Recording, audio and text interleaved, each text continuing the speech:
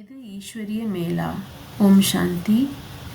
ஈஸ்வரிய மேளா அல்லது ஈஸ்வரிய சந்திப்பு என்பது என்னவென்றால், குழந்தைகள் இங்கே மதுபனில் தந்தையை நேரடியாக சந்திக்கின்றார்கள். இதுதான் ஈஸ்வரிய மேளா என்று சொல்லப்படுகின்றது.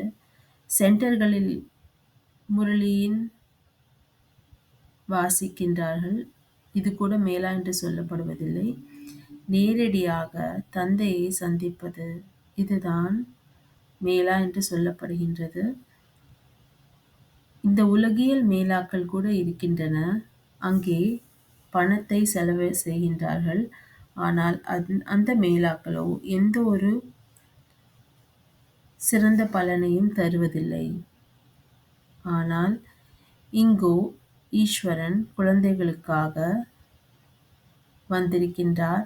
அவர் ஞான பொக்கிஷங்களை கொடுத்து கொண்டிருக்கின்றார். இதுதான் உண்மையான மேளா என்று சொல்லப்படுகின்றது. இது சங்கம யுகத்தில் தான் நடக்கின்றது. மற்ற அனைத்து மேளாக்களும் அசுர மேளாக்களாக இருக்கின்றது.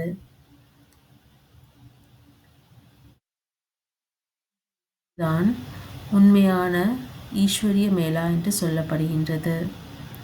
இந்த சந்திப்பின் மூலம், அதாவது இந்த மேளாவின் மூலம் நாம் கல் புத்தியிலிருந்து தங்க புத்தியாக ஆகிவிடுகின்றோம். ஆகையால்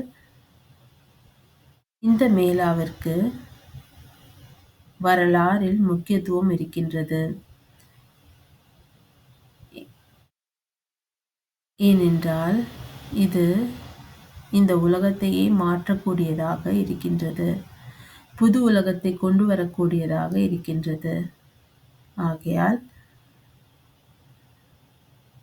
அதன் மகத்துவம் என்று சொல்லப்படும்.